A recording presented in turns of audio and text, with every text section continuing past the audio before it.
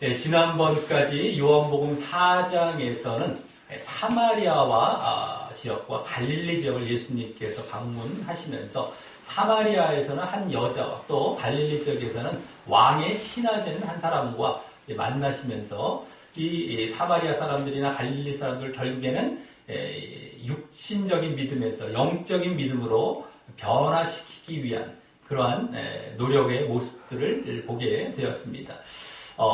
그들이 처음에는 표적을 중심으로 한 육신적인 믿음에 있었던 것이었지만 결국에는 예수님께서 영적인 말씀을 중심으로, 영적인 말씀은 이제 영생과 구원과 관련된 그런 말씀인데 그런 말씀들을 전하심으로 그 말씀으로 말미암아 영적인 믿음으로 인도하시는 그런 모습을 보게 되었던 것이었습니다.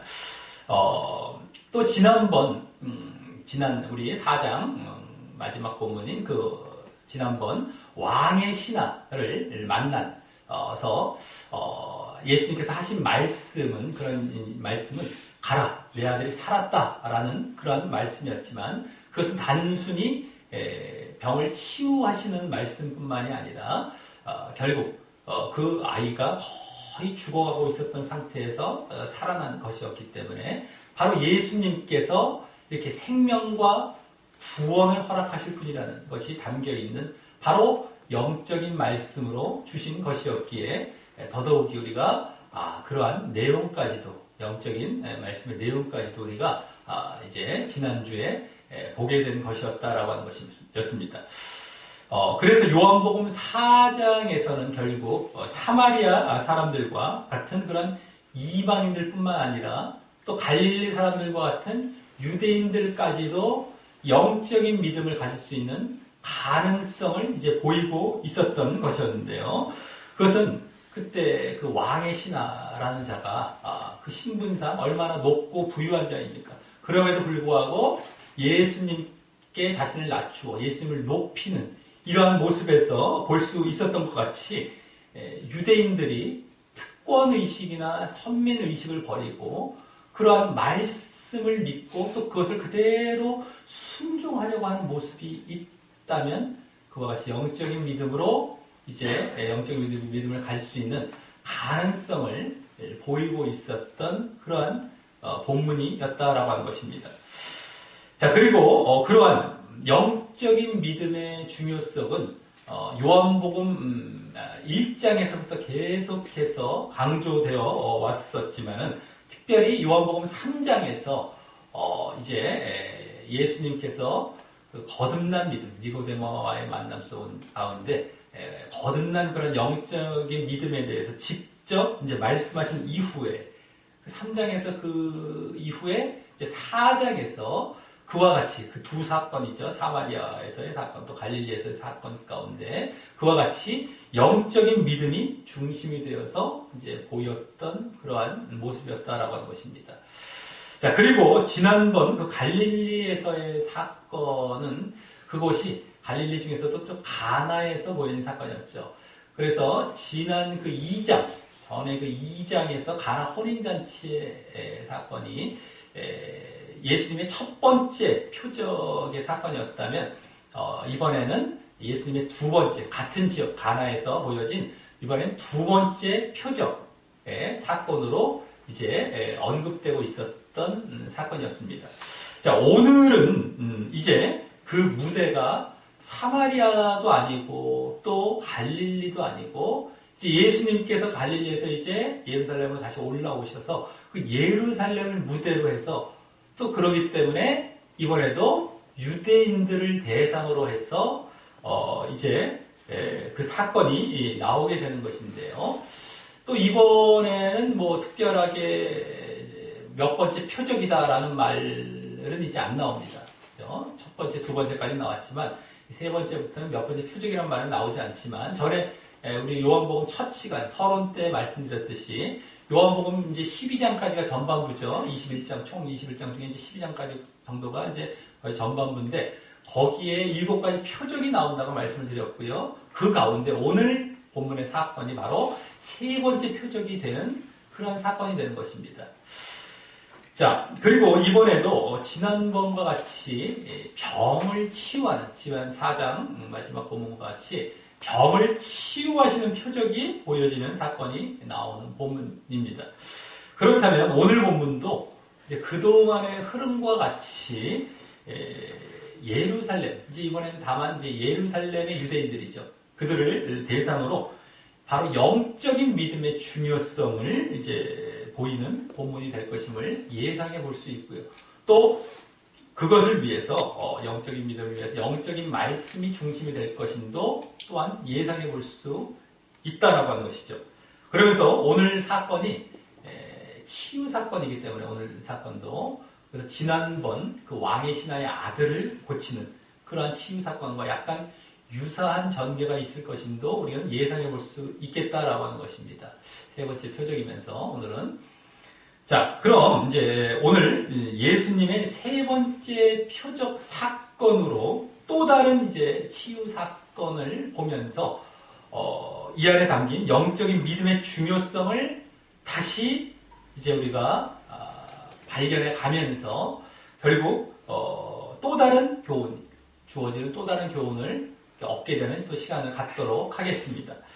자, 오늘 본문은 길어 보이지만 크게 세 부분으로 나누어서 뒤로 갈수록 중요한 내용이, 영적인 내용이 나옴을 볼 수 있습니다. 그래서 먼저 1절부터 5절까지는 오늘 사건의 배경이 나오게 되고요. 오늘 사건의 전체 배경이죠. 그 다음에 6절부터 9절까지에서는 두 번째 부분인 6절부터 9절까지에서는 오늘 주된 사건인 치유 사건이 이제 드디어 거기서 나오게 되고요. 그 다음 마지막 10절부터 16절까지에서는 그 사건에 대한 유대인들의 반응이 나오면서 가면 갈수록 영적인 전개가 이루어지게 되는 것입니다. 마지막 부분은 치유 사건에 대한 유대인들의 반응까지 나오면서 이제 이렇게 됩니다. 자, 그럼 먼저 오늘 사건의 배경이 되는 1절부터 5절을 보면은 먼저 1절은 오늘 본문의 시간과 장소의 배경을 보여줍니다. 먼저 거기 그 후에라는 말은요, 그 후에 이게 시간이죠. 그거만은 이제 그 뒤에 또 이제 시간이 또 나오지만 지난번 갈릴리에서 왕의 신하의 아들을 고치신 그러한 사건 이후를 말하는데요. 그 당시가 그 4장 두 번째죠. 왕의 신하 그 앞에가 이제 사마리아 여인과의 사건, 크게 두 사건이 4장에 보여졌는데 이 사마리아 여인과의 사건이 그때 그 본문 가운데 나왔듯이 넉 달이 지나면 추수할 때라고 나와서 그 당시가 지금 이제 달력식으로 말하자면 한 12월에서 1월 정도가 될 것이다 라고 말씀드렸듯이 그 후에 여기 또 보면은 이제 유대인의 명절이 있다고 나오죠. 유대인들 명절. 그래서 그 후에 있을 유대인의 명절은 그 후에 지금 달력으로 말하자면 이제 3월쯤에 있는 3월 말이나 4월 좀 거기 그때쯤에 있는 6월절이 될 것입니다. 6월절. 원래 유대인의 달력으로는 1월 달입니다. 유대인의 달력으로는 1월에 해당하는 것이죠.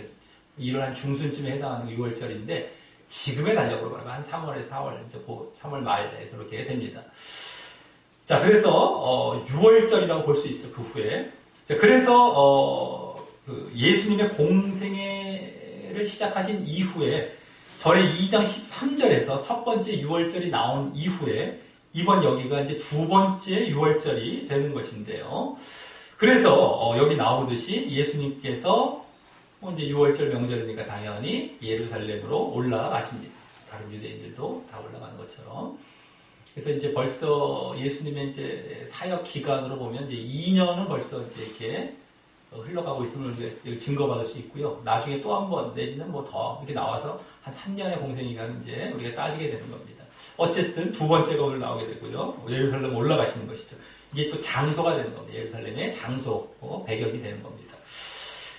지난번 4장에서 이제 갈릴리에 계셨던 이후에 이렇게 다시 예루살렘으로 올라가신 것이죠. 요한복음은 갈릴리보다는 예루살렘이 주된 배경이 된다고 말씀드렸는데 다시 이렇게 가신 것입니다. 예루살렘으로. 다음 이제 2절부터 5절까지에서는 오늘 사건의 주 대상이 되는 38년 된 병자가 이제 등장하는 배경을 보여줍니다. 이제 인물 배경이죠. 약간 장소와 시간과 장소의 배경이 아니라 인물 배경입니다. 자, 먼저 2절은 그 구체적인 장소로서 아까 예루살렘뿐만 아니라 더 구체적인 장소로서 예루살렘에 있는 양문이라는 예루살렘 성문, 예루살렘 성에 들어가는 예루살렘이 이제 이렇게 성벽으로 이렇게 둘러싸여져 있고 그 예루살렘 도시 성으로 들어가는 그 문이 있죠. 여러 문 중에서 주로 양을 갖고 들어가는 이 성문. 그래서 양문이라고 합니다. 양을 이제 제물된 양이죠. 이렇게 뭐 특별히 희생제물, 제사 드릴 때 쓰이는 그런 걸 이제 주로 갖고 들어가는 문으로서 쓰여서 이제 양문이라고 이름 붙여져 있고 또 원어상 이 양문이라는 말은 양시장입니다. 원래 양시장이 되기도 하는데 어쨌든 그 곁에 양문 곁에 히브리 말로 베데스다라 하는 못은 뭐 연못이라고 말을 할 수 있지만 더 정확하게는 여기 원어로 보면 뭐 수영장, 목욕장 이렇게 됩니다. 수영장, 목욕장. 연못 자연식으로 이렇게 형성된 연못이 아니라 인위적으로 만들어져 있는 그런 어떤 물을 받아놓은 어떤 수영장, 목욕장 이런 정도가 되는 것인데 그것이 있고 거기 또 행각이죠. 행각은 뭐 현관, 뭐 주랑이라고도 얘기할 수 있는데 어쨌든 그 5이 있었다라고 합니다. 그래서 여기 이 못이라는 것은 못은 처음에는 이제 희생 제물에 쓸 양을 싣는 곳이었다가요. 양문이니까 또 그 옆에 있고 하니까 희생 제물에서 양을 싣는 그러한 곳이었다가 헤롯이 성전, 예루살렘 안에 있는 성 안에 있는 성전을 개축하면서 이곳도 로마의 공공 목욕장처럼 목욕탕 우리 유명하지 않습니까? 로마의 목욕탕 요새도 뭐 그런 거 보러 다니기도 하고 막 이랬지 않습니까? 뭐 어쨌든 그 당시에도 유명했기 때문에 그거를 따라서 멋있게 그것도 참 개축도 막 하면서 좀 이렇게 행각은 쉽게 말해서 벽이 없는 건물이라고 쉽게 말해서 보면 됩니다. 지붕이랑 기둥은 있어요. 기둥이 주랑이라는 어떤 그런 이제 용어를 갖고 오기도 하는데 어쨌든 지붕이 있고 이렇게 기둥이 있는. 근데 그런 행각을 5개를 여기 이제 5개를 그 헤롯이 만들었고요. 이후에 당시에 주된 치료법, 병을 치료하는 치료법은 깨끗한 물을 마시기도 하고 몸을 깨끗한 물에 씻는 것. 이제 그런 것이었는데 그것을 위해 이렇게 환자들이 그 못에 모인 거예요. 원래 양을 씻던 곳이었다가 환자들이 자꾸 이게 씻으려고 모였다가 그곳이 이제 치료하는 곳이 됐지. 많은 환자들이 모이니까 치료하는 그런 장소가 된 겁니다. 그래서 원어상 여기 베데스다라는 이름은 자비의 집, 친절의 집 이런 의미를 가진 그런 못의 이름을 가졌을 것으로 우리가 이제 여러 학자들이나 이렇게 추정되는 곳입니다. 베데스다라면 자비의 곳, 친절의 곳, 그러니까 치료하는 곳이니까. 자, 그래서 다음 3절에서는 그 행각들 안에 많은 병자, 소경, 절뚝발이 혈기 마른 자들이 누워 있었다라고 하고 있는 것입니다. 이게 다 이제 많은 병자들이죠. 치료가 받기 위해서 온 것이죠. 그 근처에 막 누워서 막 그렇게. 자, 그러면서 그 다음 3절 하반절에서 4절까지에서는 괄호 안에 그들이 거기 누워있는 이유 차원에서 이제 부가적인 설명을 하고 있는데요. 괄호 안에 좀 부가적인 설명하는 겁니다. 왜 누워있는지 차원에서. 거기 보면, 물이 동함을 기다리니, 물이 이제 막 움직이는, 이렇게 막 동하는, 그것을 기다리니, 이는 천사가 가끔 못에 내려와 물을 동하게 하는데, 동한 후에 먼저 들어가는 자는 어떤 병에 걸렸든지 낫게 되밀어라 라는 설명입니다. 자, 그럼 이러한 일이 진짜 있었을지는 모르지만 갑자기 어느 순간 막 천사가 물을 땅 움직이게 하는데 지진이 일어나듯이 하던가 아니면 뭔가 이렇게 물이 이렇게 막 움직이는 거예요. 그때 제일 먼저 들어간 사람 병이 낫는다. 이러한 소망을 갖고 여기 다 누워있는 것인데 이런 일들이 정말 실제로 있었는지는 모르지만요. 이 신약 학자 중에 유명한 예레미야스라는 학자가 있습니다. 그 사람의 의견에 의하면요. 이 베데스다 못이 북쪽과 남쪽에 두 저수조, 이게 이제 목욕장이기도 하지만 좀 물을 이렇게 가두어 놓는 저수조의 역할도 했다고 하는데, 북쪽과 남쪽으로 분리된 그러한 이 두 저수로서 분리된 벽으로 나눠져 있다가, 이 북쪽이 물이 가득 차면은, 양이 가득 차면 이제 거기 숨을 열어갖고 이쪽으로 이제 흘려버리는 것이죠. 그랬을 때에 물의 움직임이 이제 거기 이제 보여지는 것입니다. 그래서 그것을, 여기 물이 동한다라고 안 것일 수 있다라고 하는 것이죠. 그리고 천사들이 이제 그렇게 한다. 천사들이 물을 움직이게 한다라고 생각하면서 말이죠. 그러니까 이제 이들은 씻으러 갔다가, 물로 씻어서 이제 병을 이렇게 낫게 하는 것을 치료 목적으로 갔다가, 뭐 움직이는데 또 막, 빨리 먼저 들어가면 또 낫더라. 어떤 사람이 그렇게 해서 나은 어떤 경험이 있었을 수도 있고, 또 그런 경험이 몇 번 이렇게 반복되다 보니까, 이러한 이제, 이야기가 떠도는 전설로 내려오는 것. 그래서, 이러한 것이, 전설일 수가 있다라고 하는 것이죠.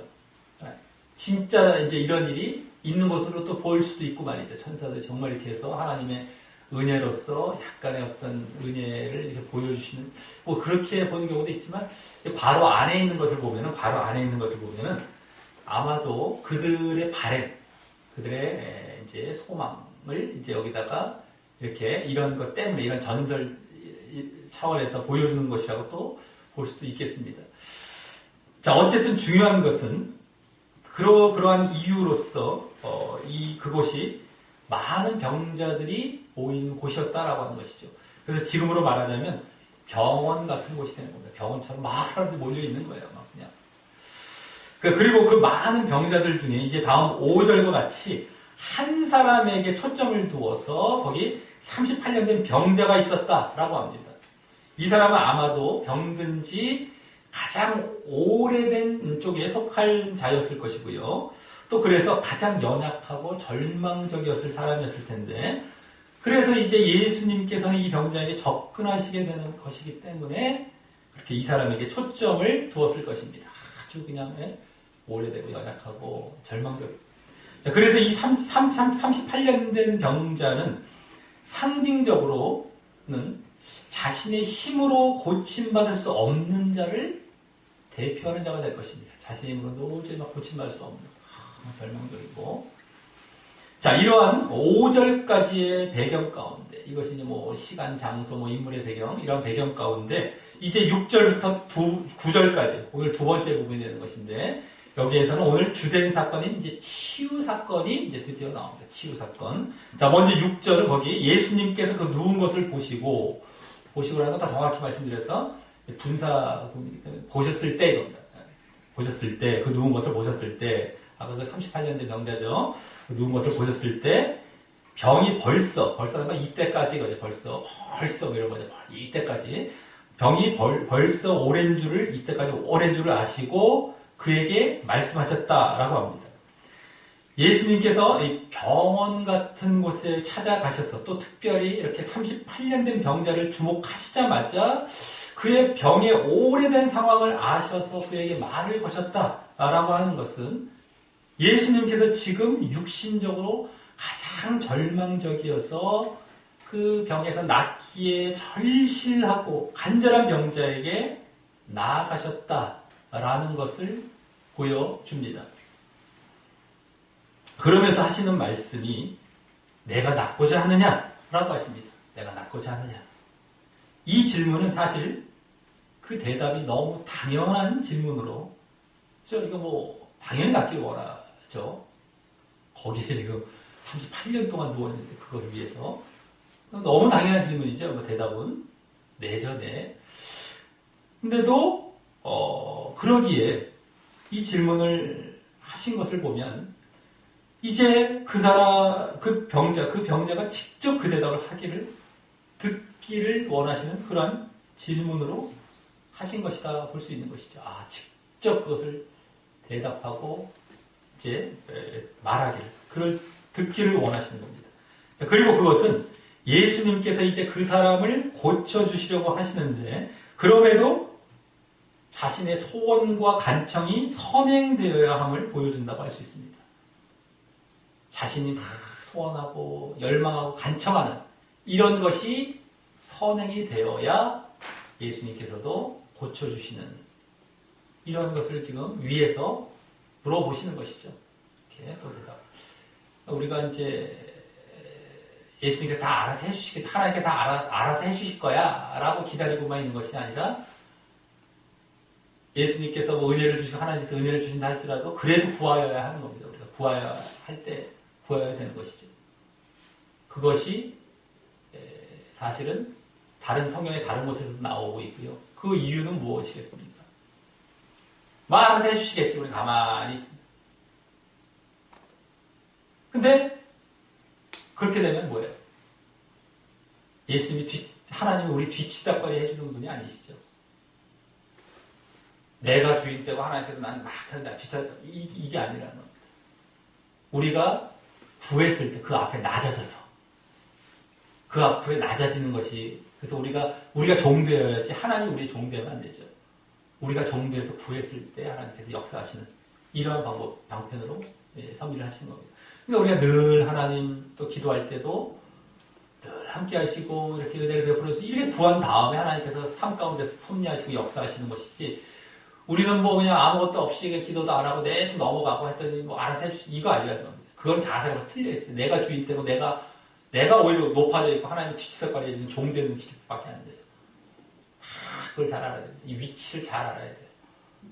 근데 그게 마치 맨날 자신이 주인 되어 살았던 사람한테는 그게 당연해 보일지 모르고 그게 그건 아직 신앙의 기본조차도 안 돼 있다는 거예요. 자기가 깨지는 거예요. 깨지고 자기가 아무것도 아닌 존재가 되는 게 신앙의 길인 첫걸음입니다. 자신이 주인 되어 살아있고 내가 모인 것처럼 살았다가 알고 봤더니 아무것도 아니야. 하나님 앞에 정말 아무것도 아니에요. 이걸 알아갖고 종되는 자리, 비천한 자리로 들어가는 거예요. 겸손한 자리, 낮아진 자리로. 그거조차 없고 살아왔고 내가 믿어드렸는데 나를 위해서 해줘요. 억지로 믿어준 거예요. 믿어준 거예요. 내가 계속 주인 돼갖고 믿기도 싫었는데 내가 이거 받으려고 내가 주인 되어 있고 믿어줬고 그러니까 계속 내 종으로 나를 해줘야 되고 이런 식으로 인식을 하고 있는 거죠. 이게 미묘한 차이인데 전혀 다른 겁니다. 구분들을 못해요. 이게 아주 기본적인 건데도요. 그래서 어쨌든 우리가 구하려고 간청해야 된다는 것도 이제 우리가 여기서도 볼 수 있는데, 자, 그래서 여기 낳고자 하느냐라는 것은 이제 하느냐라는 말이 원어상요. 원하냐, 열망하냐 이겁니다. 더 정확히 낳고자 원하느냐, 소원하느냐, 낳고자 열망하느냐 이거예요. 열망, 소원 이걸 물어보세요. 그냥 낳고자 그냥 하느냐 우리 어감이 틀리잖아요. 정말 열망하느냐, 소원하느냐 이거죠. 자, 그랬더니 그 병자는 7절과 같이 대답하기를 어떻게 합니까? 주여, 물이 동할 때, 물론 주여라는 건 여기 이제 일반적인 호칭입니다. 그 당시에 주님을 알아보고 주여가 아니라요. 누구든 간에 이렇게 좀 이렇게 높아 보이고 한 사람 다 일반 호칭이 이제 주여였어요. 주여, 물이 동할 때, 물론 우리가 주여라고 신앙적인 고백도 있습니다만은 일방적인 호칭도 있었습니다. 그대로. 자, 주여, 물이 동할 때 나를 못에 넣어줄 사람이 없어 내가 가는 동안에 다른 사람이 먼저 내려가나이다 라고 합니다. 제일 먼저 물이 움직일 때 제일 먼저 들어가야 고침을 맞는데 그렇게 넣어줄 사람이 없으니 자기 내려가다가 그냥 뺏겼다는 거죠. 근데 이 병자는 이 대답 속에 낳고자 하는 소원과 열망도 당연히 내포하고 있는 데다가 다만 못에 넣어줄 사람이 없어 왔던 것에 대한 아쉬움이 컸는지 예수님께서 그 일을 도울 뿐으로 자신에게 접근했던 것으로 알고서 그 일을 이렇게 부탁해보려는 취지로 이와 같이 대답했을 것입니다. 그리고 이 병자는 못에 넣어줄 사람이 없다라고 하는 것을 보면 자기 주변에 가족이나 친구가 없었던가 최소한 함께 있어주기 어려운 그러한 가난하고 불우한 형편의 사람이었던 것 같고요. 그 모습에서 이 사람의 더욱 절망적이고 이 타인이나 외부의 도움이 절실한 사람이었을 것임을 예측하게 됩니다. 그리고 이 병자의 대답은 지금 예수님에 대한 인식과 믿음 차원에서 보자면은 지금 그것이 계속 흐름이었기 때문에 예수님에 대해서 어떻게 인식하고 어떻게 믿으려고 하는 이러한 차원에서 보자면 예수님을 단순히 육신적인 조력자 정도로 보고 있는 대답인 것입니다. 육신적인 도움이 조력자 이거죠. 자기를 넣어줄 사람 그냥 그 정도. 자, 이 대답의 다음 8절에서 예수님께서는 일어나 네 자리를 들고 걸어가라 라고 명령하십니다. 이 명령은 이제 세 가지로 이루어진 명령이죠. 일어나라 먼저, 그죠? 그 다음 네 자리를 들어라, 또 그리고 걸어가라, 이 세 가지입니다. 원래는. 자, 이 명령에 그 병자는 놀랐을 것입니다. 자신은 예수님이 그런 능력이 있는지도 모르고 단순히 자신을 못에 넣어주도록 도울 자 정도로만 생각했을 텐데 전혀 뜻하지 않는, 그것도 전혀 불가능해 보일 명령을 하고 계시기 때문입니다. 그래서 이 병자는 선뜻 그 명령에 따르고 순종하기 쉽지 않았을 것입니다.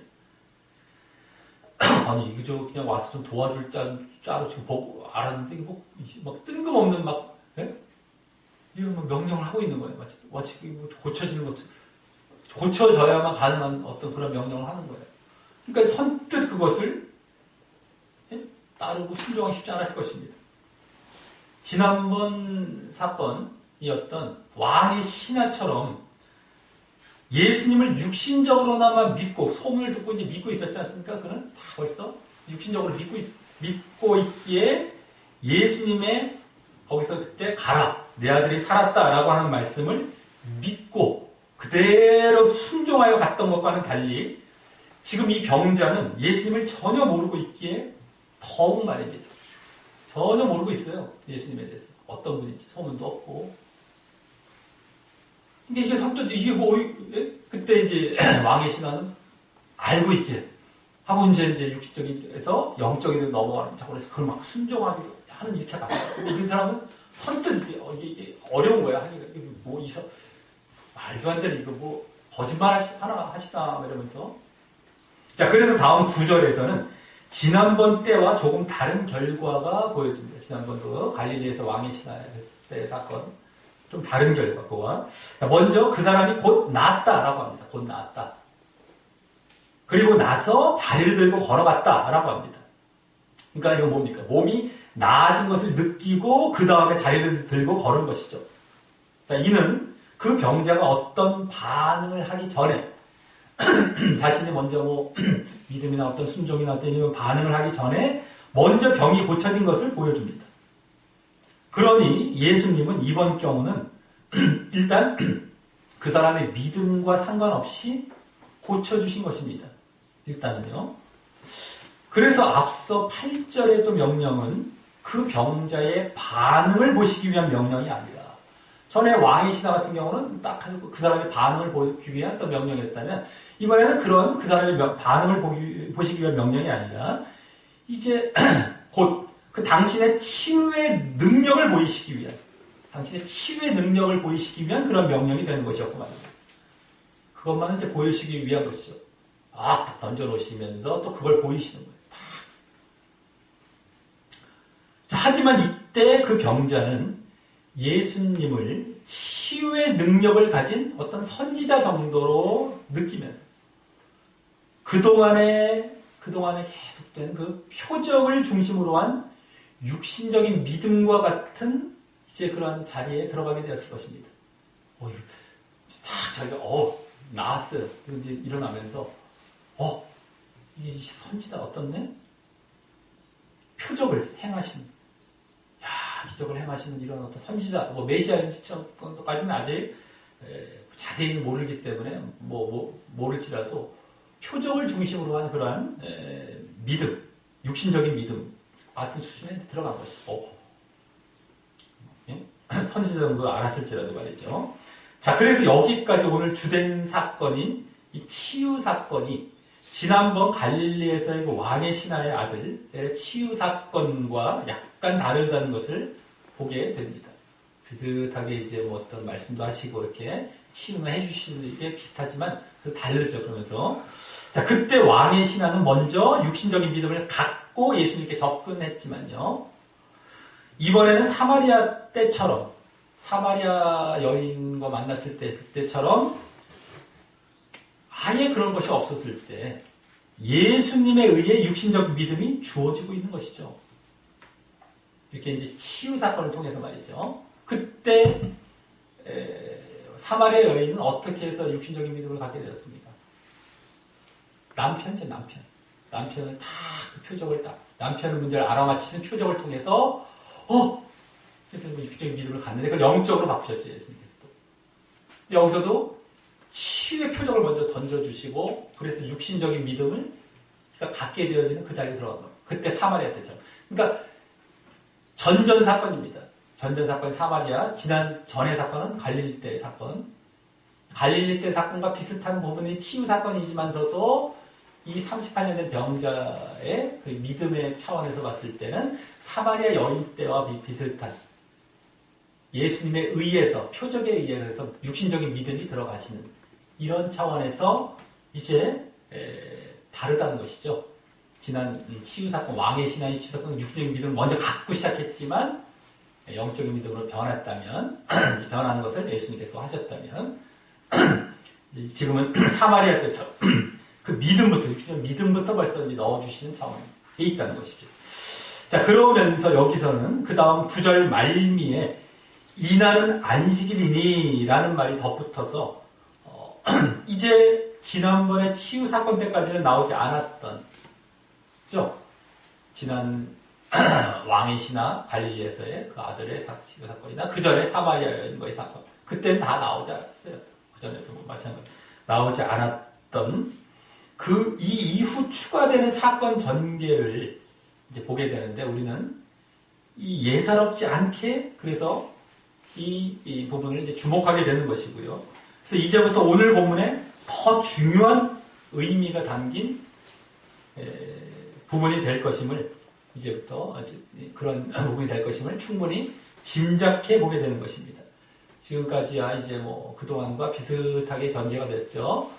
그 사건이 어느 정도 이렇게 닿다면 이제 여기 또 추가가 돼요. 그래서 더 중요한 의미가 이제 담겨 있을 것임을 우리는 추측해 보게 되는 겁니다.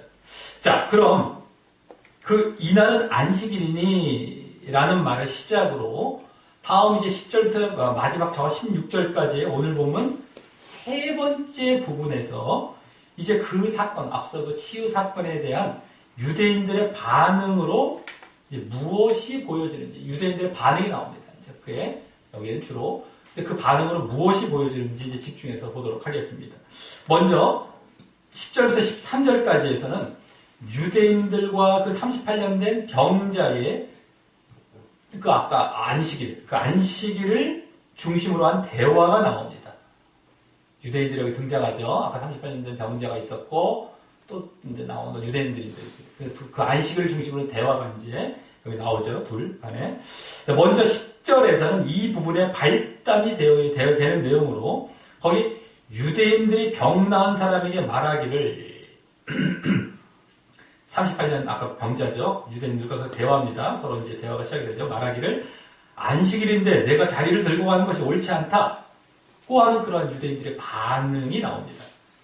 안식일인데 자리를 들고 가는 것이 옳지 않다. 이렇게 이제 그 병자에게 얘기한 거예요.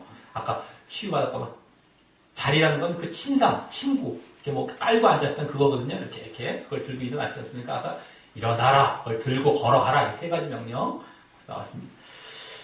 자, 이 유대인들의 반응은 이러한 안식일에 자리를 들지 않아야 하는 이러한 반응은 구약 성경에 근거를 두고 안식일에 짐을 옮기는 것을 금지했기 때문에 나온 반응입니다. 하지만 그 규정은 주로 장사를 하기 위한 짐 운반을 금지한 것이고요. 장사를 위해서 막 짐을 운반하고 이런 것들을 주로 금지한 것이고요.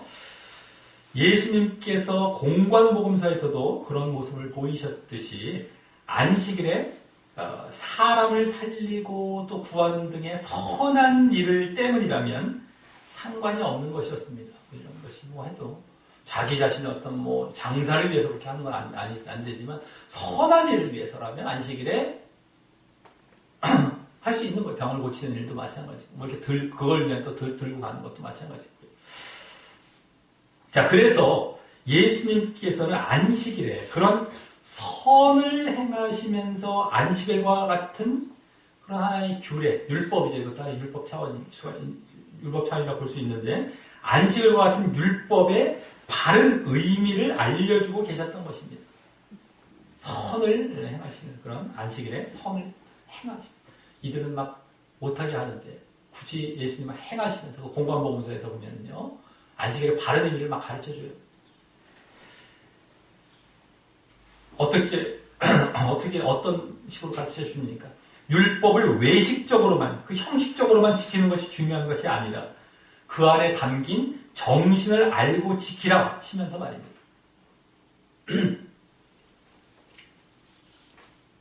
사람이 안식일을 위해서 있는 것이 아니라 안식일이 사람을 위해서 있다. 뭐 이런 말씀도 하시면서 선을 위한 것이라면 괜찮다.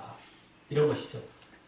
그래서 꼭 안식일을 막 그냥 잣대로 딱 재갖고 이걸 막 했느냐 이런 차원이 아니라 이 당시에 이 안식일 가운데 이러이러한 일이 있었다면 그걸 살리는 일이 이런 정신적인 차원에서는 괜찮다는 것이 이 율법이 원래 그렇게 또 받아들여야 된다는 것이었고요. 자, 근데 이번 경우도 그런 경우에 해당한다고 할 수 있고요. 그걸 가르치는 차원이에요. 이 율법, 안식일의 어떤 규례나 율법에 대한 바른 것을 가르쳐 주신 차원이죠. 그래서 안식일을 고치고 계신 것이죠. 공관복음과도 이렇게 그대로 같은 비슷한 흐름으로서. 그래서 지금 예수님은 유대인들이 그 사람의 병 고침을 보고서 이제 하나님께 영광을 돌리기를 원하셨을 것입니다. 바른 그 안식일의 규례의 그 정신적인 차원, 그걸 알고서, 바른 의미를 알고서, 기뻐해서 막 하나님께 또 영광 돌리고, 이러시기를 원하셨을 것입니다, 예수님께서는. 그냥 그것을 그때 이렇게 짐을 들고 일어났네, 막 벌었네, 마네, 이런 거 따지는 것이 아니라, 정신적인 차원에서 이게 정말 기쁜 일이고서 하나님께 영광 돌리는 일 아니겠습니까?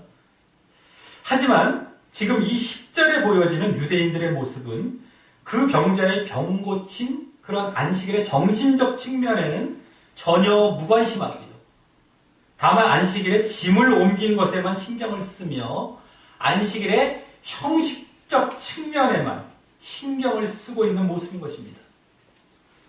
이에 이제 그 병자는 11절과 같이 나를 낫게 한 그가 자리를 들고 걸어가라 했다라고 대답합니다.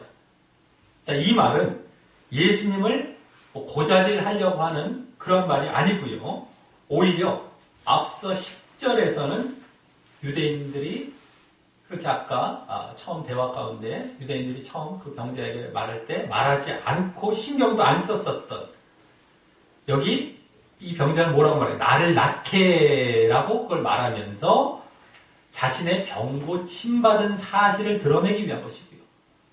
여기 지금 초점을 두고 지금 말하는 거예요. 나를 낫게 여기 초점을. 아까는 그 유대인들의 대화는 그 말이 없었어요. 낫게 한 사실에 대해서는 전혀 신경도 안 쓰고 있었어요. 요거를 드러내기 위한 말이고요. 또 그 치유를 이루신 분께 순종해서 예수님이긴 하지만 아직까지는 치유를 이루신 그런 사람이 이제 얘기는 그 분께 순종해서 그렇게 자리를 들고 걸었음을 말하고 있는 것으로. 그죠? 그거 하라고 해서 난 했다. 순종. 이제 순종. 그래서, 유대인들에게는 율법의 정신적 측면인 병 고쳐진 사실을 주지시키는 역할을 하면서 이 말을 통해서 아니 이게 낳게 된 것이 중요한 건데 나를 낳게 이걸 말하면서 그걸 주지시키는 거예요. 그들에게. 난 지금 낳은 것이 너무 지금 이게 지금 중요한 거라고 생각. 그래서 그들에게 그 병 고치신 사실 그게 뭐예요? 율법의 정신적인 측면이죠. 안식일의 정신적인 측면 정말 정신적인 측면 이걸 주지시키는 역할을 하면서 이 말에서 또 그 병자 자신에게는 예수님의 말씀과 명령에 순종했음을 또 드러내어서요. 그 병자가 이제 예수님에 대해 영적인 믿음까지 가질 수 있는 자리에도 있었음을 보이는 역할을 하는 것입니다. 그죠? 아까 처음에 병을 다 이제 고치시는 그걸 하면서 육신적인 믿음으로도 바로 이제 그를 이제 유도하셨지만 이제 순종하는 그러한 이제 모습을 우리가 보여요. 말씀에 순종하잖아요. 말씀에 순종하는 건 지난번에까지 봤지만 이게 바로 영적인 믿음 차원이 되는 거예요. 영적인 믿음 차원. 그래서 거기까지 갈 수 있는 자리에 있음을 또 보이는 역할이 이 대답 안에 다 나오고 있는 거죠. 그러니까 이것이 고자질하는 것이 아닙니다.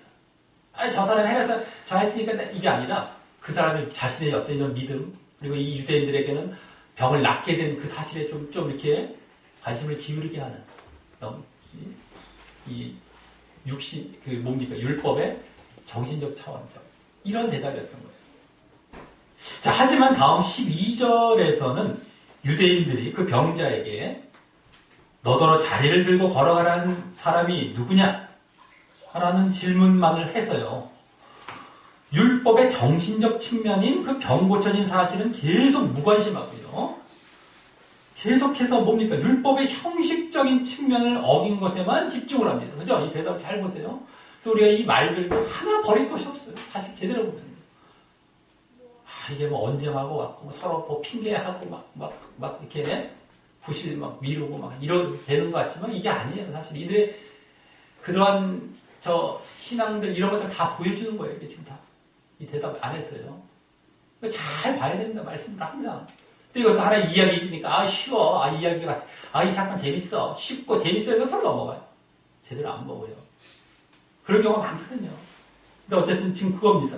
이들은 지금 율법의 정신적 차원을 무관심해요. 자리를 들고 걸어가라. 이 율법을 어긴 거, 안식을 어긴 차원에만 계속해서 영시적인 차원에만 집중하고 있어요.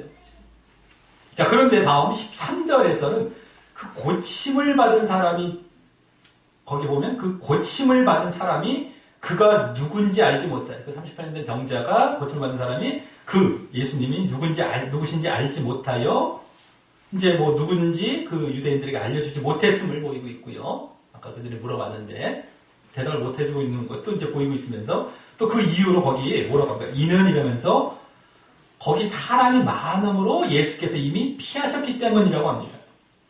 여기 일단 그 병자는 예수님을 육신적인 메시아 정도로도 전혀 몰랐었음을 알게 되는데요. 그죠? 여기 아까 누구신지 알지 못하여 이렇게 나오잖아요. 그래서 아까 처음부터 몰랐어요. 전혀 몰랐던 게 더 분명히 보여지죠. 근데 이제 이 지금 단계에서는 뭐 이름만 몰랐지 조금 바뀌고 있는 상태인 것이고요. 예수님에 대해서. 그렇죠? 육신적인 어떤 그런 믿음은 들어가고 있는 그런 차원이었죠. 상태였고요. 또 예수님께서 많은 사람을 피하신 이유는 여기 많이 피하셨다 했는데 피하신 이유는 좀 이따가 이제 뒷부분에 보면 예수님이 유대인들을 이제 대면할 것을 보게 되면 이제 요 뒷부분 있죠. 뒷부분 이제 오늘 본문보다 더 이제 뒷부분 더 자세히 나옵니다. 오늘 살짝 걸쳐 있지만 대면합니다. 유대인들 지금 그걸 보면은 그들을 피하기 위한 것이 아니라 그 유대인들을 피하기 위한 것이 아니라 그죠? 그들을 유대인들을 피하기 위한 것이었다면 그때도 대면하지 말았어야 되는데 그래서 그것이 아니라 다른 많은 사람들도 병 고침을 바라며 당신께 나아오고 그래서 당신을 육신적 메시아로 믿을까봐 피하신 것이라고 할 수 있습니다. 그래서 여기서도 예수님에 대해 그 말씀을 믿는, 특별히 영적인 말씀이지만 그 말씀을 믿는 영적인 믿음이 중요함을 암시하고 있는 것입니다. 예수님께서 막 그 표적 같은 거, 막 이런 것을 사실 그렇게 좋아하셔서 하신 것이 아니죠. 영적인 믿음이 중요한 거예요. 자, 다음 14절부터 16절까지에서 마지막 16절까지에서는 그 병자가 예수님을 이제 다시 만나서 조금 이제 단락이 약간 바뀌어져. 예수님을 다시 만나서 또 다른 말씀도 듣고 이제 예수님으로부터 또 다른 말씀을 한번 또 듣습니다. 아까 일어나 걸어가라 했었죠. 들 걸어가는데 또 다른 이제 말씀도 듣고요. 또 유대인들에게 그래서 이제 예수님을 알리게 되고요. 이 30대 병자가 그래서 또 유대인들은 예수님을 핍박하게 되는 장면으로 이제 이어지는 모습이 나옵니다. 자, 먼저 14절은 예수님께서 성전에서 그 사람을 만나, 그 병자, 아까 38년 된 병자, 그 사람을 만나 또 다른 말씀을 이제 하십니다. 그런데 우선 이와 같이 그 사람을 성전에서 만나셨다는 것은, 성전에서 만나셨다는 것은 그 사람이 자신의 병 고침에 대해서, 그죠? 자신이 병 고쳐진 그런 사실에 대해서 하나님께 감사와 영광을 돌리러 그렇게 성전에 갔음을 보여주는 장면으로서 이는 예수님께서 원하신 모습이 되기에 원래 그러길 원했죠. 다른 유대인들도 이걸 목격했으면 하나님께 영광 돌리고 막 기뻐해야 되는 것이었습니다. 감사하고. 근데 그게 이제 안 그러고 막 그냥 그 어긴 것만 따지고 있지 않습니까? 안식을 어겼다고 해요. 근데 이제 이건 지금 그렇게 예수님께서 원하시는 모습이었기 성전에서 갔다는 것은, 그래서 이 병자는 그 안식일 규례의 형식적인 측면보다, 그냥 이거 어겼네, 이런 형식적인 측면보다 정신적인 측면을 중요하게 생각했음을 엿보이게 하는 것입니다. 자신이 그 규례를 어긴 것에 대한 것이 거기 집중, 거기 한 것에 대해서 하나님께 너무 보여지고 있는 것이죠. 자, 그렇게 성전에 간 그를 여기 만나라는 말이 원어상 더 정확히 말해서 찾아입니다. 찾아. 그냥 우연히 만난 것처럼 보이잖아요. 그냥, 그죠? 만나 이러면 우리가 뭐 이렇게 찾은 것 들어갈 수 있지만 우연히 갔다 탁 만난 것처럼 보이잖아요. 그게 아니라 찾은 거예요. 예수님께서 그 병자를 찾으신 거예요. 찾으신 거. 원래 더 정확한 말은 그건데 찾았다는 거예요. 찾아라는 말로 예수님이 그 사람을 찾은 것을 볼 때에도 더욱 그러한 모습을 알 수 있죠. 이 사람이 지금 예수님께서 그 사람을 왜 찾으셨겠냐는 것이죠. 그가 바로 바른 그러한 자리에 있었기 때문에 찾으셔서 또 다른 말씀을 주시기 위해서 찾으신 것입니다. 이런 것을 봤을 때도 이 안식일에 정말 정신적 측면에 이 사람은 있구나. 자, 그리고 그 모습은 앞서 그 병자가 예수님의 말씀에 순종하며 영적인 믿음으로 나아가고 있었던 것과, 아까 말씀에 순종하고 있습니다. 영적인 믿음으로 가고 있었던 그러한 모습과도 무관하지 않고 연결된다고 할 수 있습니다. 영적인 믿음, 그리고 율법의 정신적인 측면, 이게 서로 간에 그렇게 무관하지 않다는 거예요. 지금 이 병자에게 다 보여지고 있죠. 자, 그래서 이제 이 뒤에 예수님의 말씀은 그런 영적인 믿음으로 이제 확실히 그 사람을 인도하시는 영적인 이제 말씀이 되는 것입니다. 만나서 이제 아까 막 근력하는 것 같은 모습들, 이러한 모습들, 율법의 어떤 정신적인 측면, 만나갖고 그걸 다 아시고 영적인 말씀을 주시죠. 영적인 말씀 더 이제 그죠? 영적인 믿음으로 인도하는 것, 지금 다 영적인 말씀이 중심이 됐습니다. 사마리아 여인 때, 지난번 왕의 신화, 갈릴리 왕의 신화 때 다 영적인 말씀이 영적인 믿음으로 인도하는 주된 역할을 하고 있었는데, 그 말씀을 이제 이때 더 이제 주시는 것이죠. 다시 만났을 때 주시기 위한 것이죠. 그래서 더 확실하게 인도하시죠. 자, 거기 뭐라고 하십니까? 보라, 내가 나았으니 더 심한 것이 생기지 않게 라고, 이게 그렇게 나은 병이 다시 더 심한 것으로 재발할 수 있음을 말씀하시면서, 그러지 않으려면 그 핵심으로 바로 다시는 죄를 범치 말라라고 하십니다. 언제든지 다시 재발할 수 있습니다. 언제든지 다시 옛자리로 돌아갈 수 있어요. 근데 그러지 않으려면 다시는 죄를 범치 말라라고 하시는 것이죠. 자, 이 말씀은 일단 이 사람의 병이 죄로 인한 것이었음을 보여주시면서, 또 지금 이 사람의 병고침은 영적으로는 죄사함을 의미하는 것임을 동시에 보여주십니다. 이 죄사함을 죄사함. 병 고치는 것이 죄를 사해 주. 그 전까지 죄를 사해 줬으니 앞으로 죄 짓지 말라. 병 고쳐 줬으니. 이런 것도 되고, 이 사람의 병의 원인이 죄였다. 마치 공관복음에서 병 고침 받은 중풍병자에게 뭐라고 하셨습니까? 내 죄사함을 받았다 라고 하신 것처럼 말입니다. 병 고침을 받았는데 죄사함을 받았다고 하세요. 병 고침과 죄사함은 거의 동등선에서 말씀하시죠. 공관복음에서. 여기서도 마찬가지예요. 병 고침, 죄사함을 그대로 상징하고 있는 겁니다. 공관복음과도 그렇게 많이 다르지 않은 부분들이 되게 많아요. 오늘도 보면요. 사실은 딱 들어보면요. 자, 그리고 그러기에 또 오늘 이 사람의 병 고침은 지금 이 사람뿐만 아니라 다른 많은 사람들도 고침받아야 할 그 병이자 사함받아야 할 죄를 상징했던 것이라고 할 수 있습니다. 궁극적으로 사함받아야 할 죄죠, 죄. 또 고침받아야 할 병이 다 있어요. 병자는 아닌데도 병이 있는데 그게 알고 봤더니 사함받아야 될 죄라는 것이죠. 그래서 이 병 고침이 바로 죄사함을 지금 이 상징하고 있는 거예요. 죄라는 말씀을 통해서 다 지금 딱 들어가셨죠. 이 영적인 말씀인 겁니다.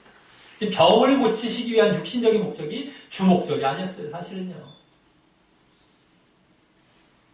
자, 그래서 앞서 5절, 6절에서 예수님께서는 특별히 자신의 힘으로 고침받을 수 없는 가장 연약하고 절망적이어서 예수님께서 뭐라고 물어보시면 확인까지 하셨듯이 내가 낫고자 하느냐? 이렇게 물어보셨지 않습니까? 그래서 확인까지 하셨듯이 낫기에 아주 절실한 열망하는 소원하는 열망하느냐? 이렇게 그러니까 다 확인까지 하셨잖아요. 아주 연약한 절망적에서 그냥 낫기를 절실히 열망하는 그러한 38년 된 병자에게 접근하셔서 죄에 대해서도 그와 같이 그 사람과 같이 자신의 힘으로 사함받을 수 없고 자신의 힘으로 막 고침받을 수가 없다. 자신의 힘으로 사함받을 수 없고 그 사함받기 아주 절실한 자가 열망하는 자가 예수님을 통하여 죄 사함 받을 수 있음을 보이시고 계셨던 것입니다. 그래서 그런 사람을 찾아가신 거예요. 이 사람을 병 고치러 가신 것이 아니라 이 사람은 죄 사함을 이제 예표하는 그런 상징적인 대상이죠. 이 사람의 그러한 병의 상태는 정말 자신은 아무것도 할 수 없는. 그래서 절실히 낫고 싶어. 이게 죄로 그대로 치환이 되는데 바뀌게 되면 똑같다는 거예요. 내 스스로는 죄를 고칠 수 없는. 씻을 수가 없고 사함받을 수가 없고. 그래서 또 절실히 그걸 원하는. 자가 예수님께 나아갈 때 원하며 나아갈 때 그걸 사함받을 수 있다는 것을 보이시고 계셨던 것입니다. 자, 그리고 이와 같이 죄사함과 또 그로 인한 결과인 뭡니까? 죄사함 결국엔 관련 구원이거든요. 그것과 관련된 그 이러한 영적인 말씀을 꺼내신 것은 그 병자가 율법의 정신적 측면과 함께 그와 같은 차원인 영적인 믿음으로 나아가고 있기에 하신 말씀이고요.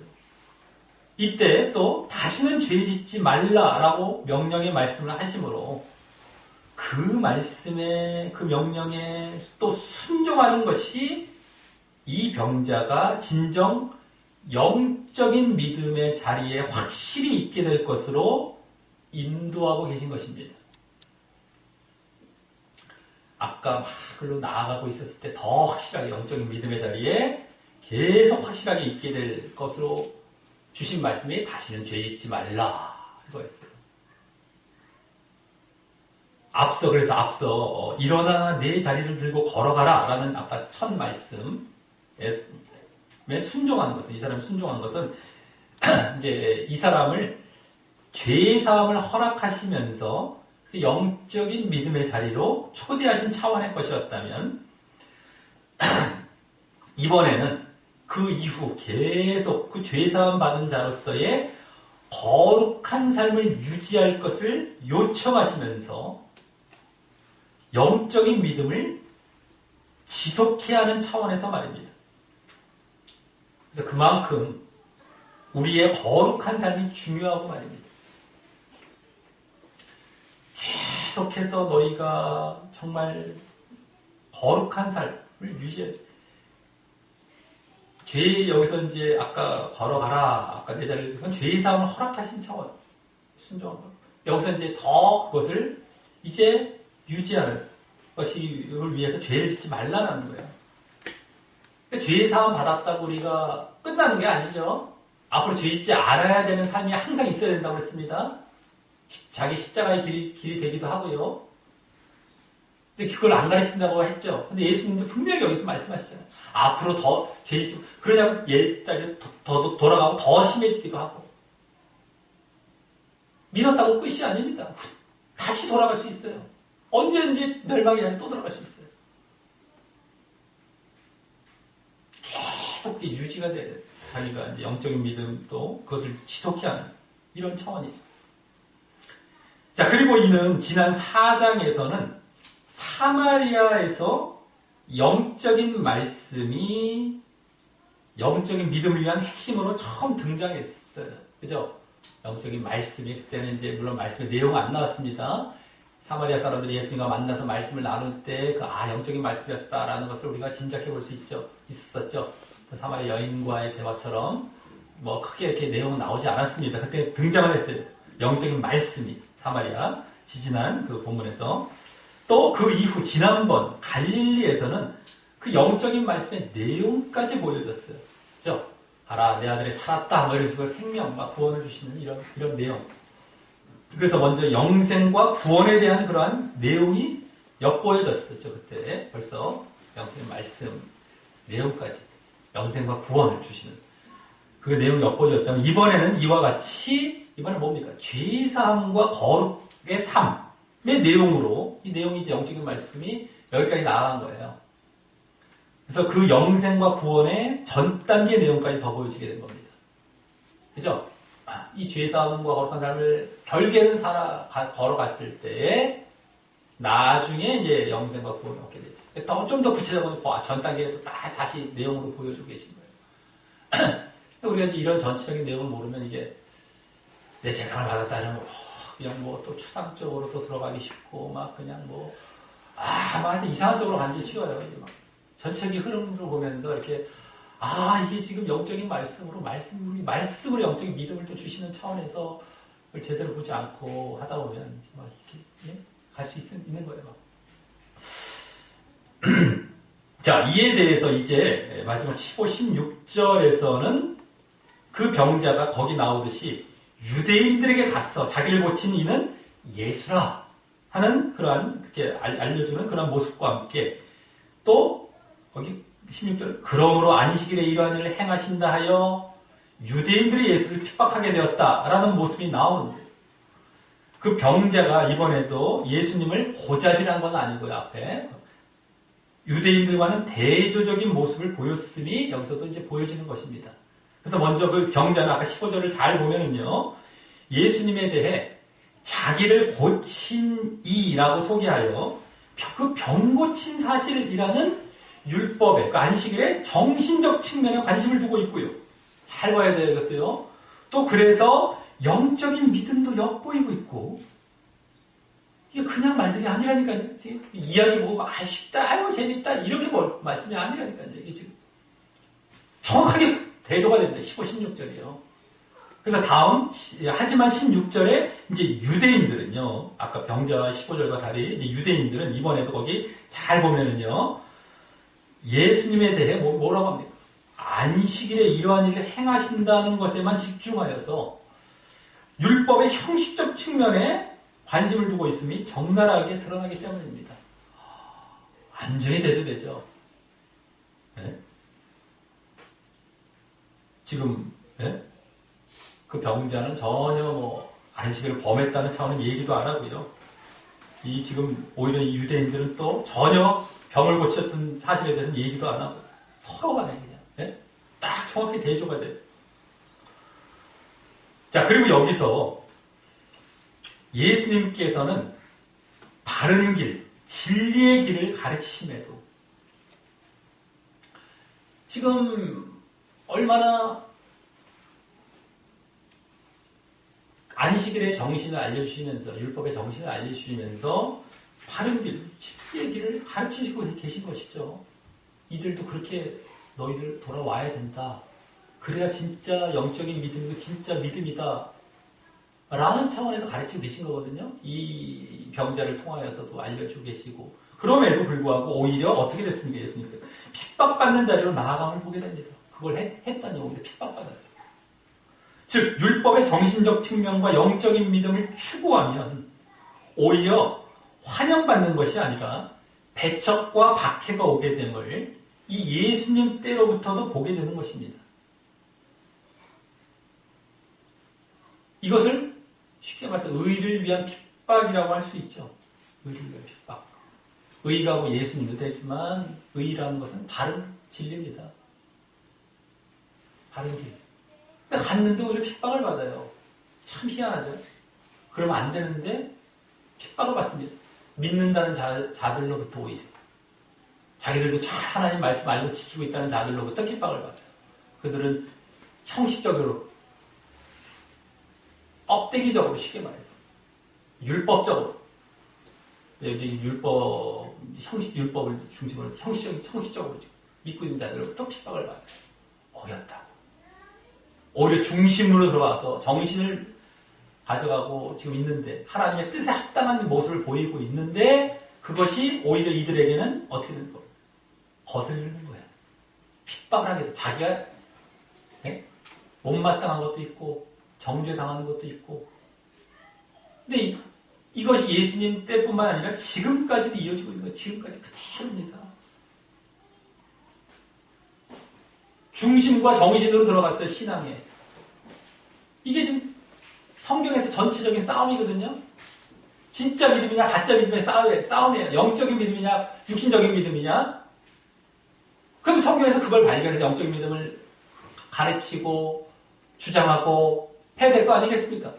근데 그런 사람들이 소수고 또 그들은 핍박을 받고, 이게 예전부터 지금까지 이어지고 있는 거예요. 참 희한한 거예요. 대다수가 보통 대다수가 아닙니다. 어마어마한 대다수가 육신적인 믿음에 있으면서 영적인 믿음의 사람을 핍박하는 겁니다. 이러한 모습이 예수님 때부터 있었어요. 이건 뭐 공부한 먹으면서 나타나고, 여기서도 그대로 이것도 이제 보여지고 있는 그런 모습이다라고 하는 것이죠. 자, 이로써 오늘 본문은 예수님께서 이 4장의 사마리아 지역과 또 갈릴리 지역에서 각각 이방인과 유대인을 이제 육신적 믿음에서 영적인 믿음으로 변화하도록 인도하신 이후, 이번에는 정통 유대인들에게 유대인들에 해당하는 예루살렘의 유대인들에게도 그런 과정을 보이신 사건이었습니다. 영적인 믿음에, 육신적 믿음에서 영적인 믿음으로 인도하시는 이런 과정을 그대로 예루살렘의 유대인들에게도요, 갈릴리 유대인들뿐만 아니라, 자, 그래서 그 대상으로 오늘 38년 된 병자에게 지지난 사마리아 때처럼 치유라는 표적을 보이심으로 먼저 육신적 믿음으로 유도하시면서도 표적을 보이심으로, 네, 치유죠. 표적이 그때 납세 문제의 표적이었다면 이번엔 치유라는 표적일 뿐이죠. 유도하시면서도 이번엔 또 지난 갈릴리 때처럼 말씀으로 치유를 명령하셔서 동시에 영적인 믿음으로의 초대를 함께 하셨다가, 이 안에 두 가지가 다 담겨 있었던 거예요. 그러니까 하나님 표적처럼 하면서 영적인 또 명령까지 하셔서, 말씀을 명령까지 하셔서 이 다 그 초대를 함께 하신 거예요. 영적인 믿음으로의 초대를 함께 하셨다가 결정적으로는 그를 다시 만나서요. 그 사람을 다시 만나서 이번에는 죄사함과 거룩한 삶을 담은 그 영적인 말씀을 허락하시고 명령하심으로써, 여기서 본격적인 영적인 말씀이 더욱 나온 것이죠. 죄사함과 거룩한 삶. 앞으로 죄 짓지 마, 이러죠. 이러면서 그걸 허락하시고 명령하심으로 그 영적인 믿음의 자리에 이제 확실히 있게 하시고 또 지속해 하시는 그런 인도를 하고 계셨던 것이었습니다. 더 확실하게 이제, 그리고 지속해. 이득이가 그를 나아가는 걸 보시고 더 확실하게 지속해 하는 이런 것. 자, 그래서 오늘은 육신적 믿음과 영적인 믿음을 동시에 유도하셨다는 사실과 같이요. 동시에 한 번에 이런 또 영적인 믿음을 위한 영적인 말씀이 바로 영생과 구원으로 이제 가신 것이 아닌 그 전 단계이자 그것을 위한 과정인 죄사함에 대해 말씀하시면서, 영적인 말씀이 영생과 구원의 전 단계입니다. 그 과정이죠. 글로 가기 위한 과정인 이 죄사함에 대해 말씀하시면서 또 계속 죄를 멀리하는 거룩한 삶을 또 말씀하시므로, 아까 죄사함은 뭡니까? 예수님의 십자가를 더 직접 예표하시는 것과 함께 예수님의 십자가로 인한 죄사함이거든요. 영생과 구원만 했으면은 십자가가 잘 이렇게 힘이 부활 쪽에 가깝죠. 굳이 말하자면. 근데 그 이전에 죄사함이 있어야 돼요. 이건 십자가죠. 죄의 문제는 십자가죠. 그러니까 이제 십자가를 더 이제 예표도 하신, 직접 예표도 하신 것과 함께 또 우리의 영적인 믿음이 계속 지속되어야 함을 그 전보다 더 진전되게 보여주고 있는 말씀이었습니다. 계속 지속되어야 된다는 것. 이것까지도 이번에는 지속의 차원. 이건 그 전에 또 안 나왔거든요. 너 앞으로 죄 짓지 마. 이건 지속되어야 돼. 또 아까도 미완료로 계속 하라는 겁니다. 그게. 근데 계속 지속 차원이에요. 그 전에는 이제 영적 믿음으로만 유도하시고 인도하시면 끝날 정도였는데 이제 그것을 이게 지속이 되는 차원까지도 이제 담아서 죄사함에 대해서 말씀하시면서 그 전보다 더 진전됐죠. 전에도 영적인 말씀의 내용이 나왔어요. 갈릴리에서. 그 전에 영적인 말씀 사마리아에 말씀이 나왔고 그 다음에 말씀의 내용이 나왔고 여기 말씀의 내용이 더 제사함까지 더 들어갔고 또 지속까지 나오고 또 영적인 믿음, 육신의 믿음이 한 번에 동시에 요구가 되셨고 이런 것이 전보다 더 발전된 이런 사건이었다는 거예요. 그래서 잘 모릅니다. 이게 무슨 재밌는 얘기네. 아, 쉬워라. 넘어가죠. 이게 다 영적인 지금 다 그런 차원에서 하시면 그대로의 말씀드리죠. 그런 걸 보면. 자, 그러면서 또 오늘은 그 예루살렘에는 4장에서의 사마리아와 또 갈릴리 때와는 달리 오늘 예루살렘은 오늘 이제 38년 된 병자와 같이 예수님을 수용하는 자뿐만 아니라 받아들이는 자뿐만 아니라 이번엔 다른 유대인들 또 다른 유대인들이 있었죠. 아까 유대인들과 같이 예수님을 핍박하는 자가 있었음까지 보여주고 있었습니다. 오늘은 그것이 또 이제 더 추가된 오늘 내용이었습니다. 픽박하는 자까지. 그때 나 예전에도 막 그냥 사마리아 때 다 받아들이고 끝난 정도의 다 그쪽이었어요. 다 어떤 점에 다 예수님을 찬성하는 쪽, 근데 반대하는 쪽이 뜻까지 보여진 거죠. 네. 자, 그리고 그 두 대상의 차이, 38년 된 병자와 유대인들, 이 두 대상의 차이도 오늘 엿보여주고 있었는데, 먼저 38년 된 그 병자와 같이 오늘 병이 상징했던 죄에 대하여 자신의 힘으로 사함받을 수 없음을 알고 죄 사함을 자신의 힘으로 받을 수가 없습니다. 예수님이 아니면 없습니다. 그래서 자신의 힘으로 사함받을 수 없음을 알고 그래서 사함받기에 또 절실하느냐. 그게 이제 병의 모습으로 나타났죠. 열망하고 막 이렇게 소원하는. 그래서 절실하느냐. 그걸 물어보셨어요. 또. 직접 그래서 다 드러내셨지 않습니까? 아니면 그 반대로 유대인들과 같이 죄에 대해서 이제 반대 차원이니까 아까 38년 된 병자가 반대 차원이니까 이제 죄에 대하여 스스로 해결할 수 있다고 생각하거나 그래서 뭐 죄 사함 받기에 그렇게 절실하지 않는 이런 여기에 따라서 차이가 있음을 보게 되는데요. 이들은 분명히 그런 자들이었을 것이죠. 자, 이는 전에 말씀드렸듯이 유대인들의 선민의식과 특권의식에서 비롯되는 것으로서요. 이런 모습이 유대인들의 이런 모습은 오늘 38년 된 병자는 그와 반대 자리에 있었던 것이었습니다. 특권과 선민의식을 갖고 있어요. 자기들. 그렇기 때문에 그거 다 구원 받는 거야. 죄가 그거 아무것도 예정론들과 똑같잖아요. 죄에 대해서 무감각합니다. 죄 그거 미래의 죄가 다 사해졌어요. 죄가 민감한 그거 당신들 왜 이렇게 그 참 어렵게 믿고 왜 사는 사람 속 좁게 믿어요. 그 참 대범하게 믿어요. 편안하게 믿어요. 이런단 말이에요. 이게 웬만한 믿음 없는 사람 다 넘어가요. 그냥. 내가 속 좁다는 게 듣기가 싫어버려요. 알지도 못하고 육신적으로 말하고 있는 그 반응에 그냥 육신적으로 넘어가요. 내가 육신적 차원에 알지도 못하고 있기 때문에 그냥 맞아 내가 왜 속 좁아야 돼 이러면서 그냥 나도 대범 죄도 그냥 막 저도 괜찮죠. 속 좁다는 얘기 안 듣죠. 그냥 넘어가요. 끝입니다. 그냥 지옥으로 가는 거예요. 알지도 못해요. 그 다음에 똑같아요. 사실은 이 유대인들도요. 특권식 그거 다 만약에 회개해도 형식적으로 회개하죠. 회개해도 형식적으로 회개하는 거예요. 지금도 뭐 예정론자들을 회개 안 하니까 또 한다는 거예요. 성경에 나오는 그들은 할 필요도 사실 없어요. 근데 하는데 할 필요가 없기 때문에 하는 회개이기 때문에 형식적으로 해요. 눈물 돌릴 수 있어요. 억지로 짜내는 거죠. 가증스러운 겁니다. 쉽게 말해서. 정말 진심에서 내가 내 죄를 통해 자복하는 게 아니에요. 자, 또 그러므로 보이게 된 오늘 안식일 규례와 율법을 대하는 그런 차이는요. 오늘 이 규례와 율법, 안식일 그 차이는 38년 된 병자는 율법의 정신적 측면에 집중했던 반면에 유대인들은 율법의 형식적 측면에 집중했던 것으로 보여졌습니다.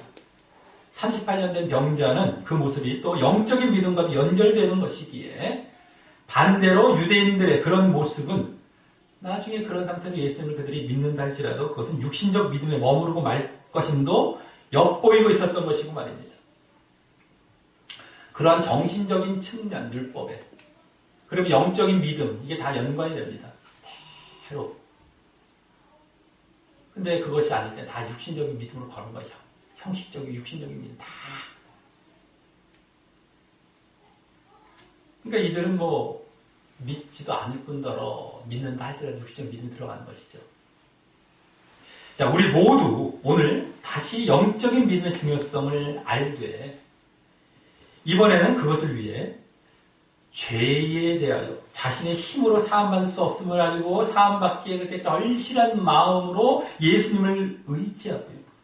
또 율법의 정신적 측면을 알려 하며, 그러니까 말씀을 볼 때 우리는 그 안에 정말 의중, 하나님의 뜻, 영적인 의미들, 그 마음들, 이런 걸 알려 해야 된다.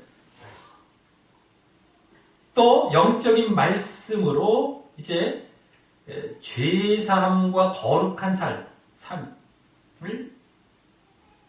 잘 받아들여야 되는 것이죠. 영적인 말씀, 죄사함과 이제 거룩한 삶을 이제 요구하시는 그런 말씀을 잘 받아들임으로 더욱 확실하고 지속적인 영적인 믿음을 갖기를 바라겠고요. 확실하고 지속적인. 또 그것이 아닌 이제 뭐 선민사상, 예정사상이죠. 예정사상, 지금으로 말하자면 예정사상과 뭐 특권의식으로 죄사함과 거룩한 삶에 대해 우습게 생각하며 그래서 또 율법의 형식적 측면은 더욱 강화해가며 내가 본질이 없기 때문에 이건 뭐 선민의식 가운데 껍데기로 또 다 돌아가요. 다. 그리고 또 육신적 믿음에 있어요. 그래서 또 육신적 믿음에 있으면서 그러니까 맨날 그냥 뭐 영적인 그런 것이 아니죠. 맨날 그냥 눈에 보이는 거, 뭐 이거 달라, 저거 달라, 뭐 맨날 그냥 뭐 이런 것만 하고 말이죠. 그러므로 결국 또 영적인 믿음과 율법의 정신을 따르는 자들을 핍박하고 배척하는 그런 모습. 그 사람들 그렇게 된다니까요. 잘 믿어. 착각에 빠지는 데다. 쟤 뭐야? 이것까지 들어가요. 완전히 엉터리를 믿고 있는 데다가 지옥 가고 있는데 지도 모르며 저 사람도 핍박까지 하는. 이거 완전히 배나 지옥 자식이죠. 일로 인도하는 걸 배나 지옥 자식으로 인도한다고 하는 것인데 지금 많은 교회들에서는 지금 그 모습을 보이고 있으니 이게 통탄할 노릇이 아닐 수가 없습니다. 실질적으로요. 보통 문제가 아닙니다. 요새 나오지 않습니까? 바이블 타임인가 나오잖아요. 두 달에 찾아요. 또 전도한다고 찾아요. 이 사람들이 전도 안 하는 게 아닙니다. 근데 찾으면 바다나 육지 다들 찾아. 배나 지옥자식을 만들어. 전도해서 배나 지옥자식을 만들어요. 이게 무슨 노릇입니까? 이게 무슨 의미? 전도를 안 했다는 게. 무시무시합니다, 이게 지금. 핍박까지 했다. 대대로 있는 사람 핍박하면서 말이지. 그래서 거기에 절대 빠지지 않도록 조심하심으로 구원의 길, 영생의 길을 끝까지 잘 걸어가시게 되는 우리 모두가 되시기를 예수님의 이름으로 간절히 축원합니다.